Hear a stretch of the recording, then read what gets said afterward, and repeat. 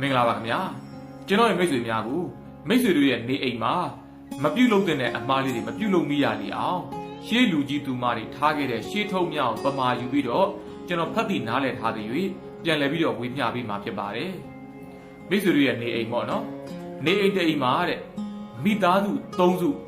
မနေကောင်းဘူးတဲ့အဲ့ဒါဖိုကနောက်ဆိုင်လို့ခေါ်တယ်တဲ့အဲ့လိုအိမ်မျိုးမှာနေပြီးတော့မှမိသားစုတွေအိုးခွဲပြီးတော့မချက်စားကောင်းပါဘူးတဲ့အိုးခွဲပြီးမချက်စားကောင်းတကယ်လို့မှမဖြစ်မနေနေရပါတယ်ဆိုရင်တော့မှနော်အိုးခွဲပဲချက်စားပါနဲ့မချက်စားပဲနဲ့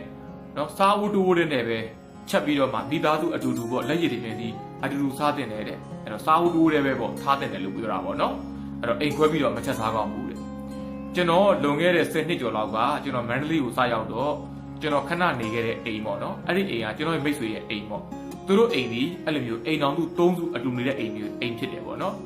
်သူတို့တွေစီးပွားတွေရှာတယ်ပတ်စံတွေဝင်တယ်အဖက်မတင်ဘူးနော်အပူတော့ကားတွေကြုံနေ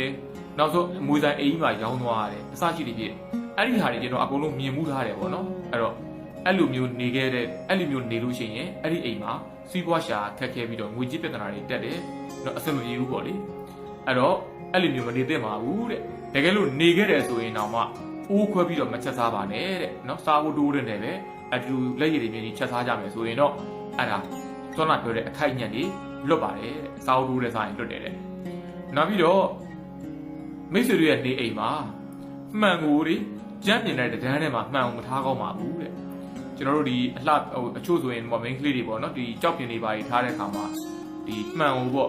့အောက်မှာပဲထောင်ပြီးတော့မှကြမ်းမြင်မှာပဲထောင်ပြီးတော့လိမ့်တာတွေရှိတယ်ပေါ့အဲ့တော့မှန်ကိုတဲ့ကြမ်းမြင်မှာထောင်ပြီးတော့မထားကောင်းပါဘူးတဲ့အဲ့တော့ကိုတနက်ကားတွေပါလိမ့်ပြီးသွားလို့ရှိရင်လည်းပြန်မှောက်ရင်လည်းမှောက်ထားဖို့မမှောက်ထားရင်လည်းသူကဟိုပေါ့မနှိမ်လုံးမမြင်လုံးတဲ့နေရာလေးမှာချိတ်ထားတင်တယ်တဲ့အဲ့တော့မိတ်ဆွေတွေရဲ့နေအိမ်မှာကြမ်းပြင်တဲ့တန်းနဲ့မှန်ကိုကြည်မှန်ကိုမထားကောင်းပါဘူးတဲ့ထားမယ်ဆိုရင်တော့မနှိမ်လုံးမမြင်လုံးတဲ့နေရာလေးမှာထားပါတဲ့ဒါမှမဟုတ်ရင်လည်းမှောက်ထားပါတဲ့နောက်တစ်ခုကလင်းစုံမရဘက်အိတ်တဲ့ခံလင်မယားအိတ်တဲ့ခံမှာမှန်ဘီလိုတွေပါထားကြတယ်အဲ့ဒီမှန်ဘီလိုတော့ဟာတဲ့အိတ်ရာကိုလှမ်းမြင်နေရတဲ့နေရာမှာလင်မယားအိတ်တဲ့အိတ်ရာကိုပေါ့နော်ဒီမလာပေါ်နေတာပေါ့အဲ့လိုမျိုးနေရာအဲ့မှာမအိတ်ကောင်းဘူးအဲ့လိုအိတ်ရင်လင်မယားကွဲတတ်တယ်တဲ့နော်အဲ့လင်မယားကွဲတတ်တယ်တဲ့အဲ့တော့မှန်ထဲမှာအိတ်ရာကိုလာပြီးပေါ်နေတာမျိုးပေါ့နော်ဒီလင်းစုံရဲ့လင်မယားနေရာအိတ်တဲ့ဟာကိုအဲ့တော့မှန်ကိုလွှဲထားရတယ်ပေါ့အဲ့တော့ဘီလိုလေးကိုဂရင်ကိုမမြင်ရတဲ့နေရာမှာလွှဲထားပါဒါမှမဟုတ်လို့ရှိရင်လည်းအဲ့ဘီလိုမှန်ကိုပေါ့လေဝတ်တစ်ခုနဲ့အုပ်ထားပြီးပါတဲ့နော်အဲ့လိုမျိုးမှန်မထားကောင်းဘူးတဲ့နောက်တစ်ခုကကျတော့မိတ်ဆွေတွေရဲ့နေအိမ်မှာနာရီပေါ့တိုင်တဲ့နာရီချိတ်တဲ့အခါမှာတဲ့အိမ်ရဲ့ခြေရင်းတက်မှာခြေရင်းတက်ကြီးမှာမချိတ်ကောင်းပါဘူးတဲ့အဲ့တော့အိမ်ရဲ့ဘယ်ဘက်တွေညာဘက်တွေမှာပေါ့နော်ဘေးဘက်တွေမှာပဲချိတ်ပေါ့အဲ့တော့အိမ်ရဲ့ခြေရင်းဘက်တက်မှာမချိတ်ကောင်းဘူးတဲ့နာရီကိုလေနောက်တစ်ခုကကျတော့မြေးဥပေါ့နော်ဒီအိမ်မိသားစုတို့မှာမြေးဥပေါ့ပထမဆုံးမြေးဥပေါ့အဲ့မြေးဥရဲ့မင်္ဂလာပွဲကိုတဲ့အဖိုးဘွားတွေရဲ့နေအိမ်မှာမပြုတ်လို့ကောင်းဘူးတဲ့ကျွန်တော်တို့နယ်တွေဘက်မှာဆိုရင်မင်္ဂလာဆောင်လို့ရှိရင်မင်းကလေးဘက်မှာဆောင်ရတာဟုတ်မင်းကလေးဘက်မှာဆောင်ရတော့အဲ့လိုအချို့ဆိုရင်အဖိုးတွေဘွားတွေအိမ်ကကောင်းတော့အိမ်ဝန်းလဲကျယ်တော့အဲ့လိုနေရာတွေမှာဆောင်မိတတ်တယ်ပေါ့အဲ့တော့မြေးဥတွေရဲ့မင်္ဂလာပွဲကို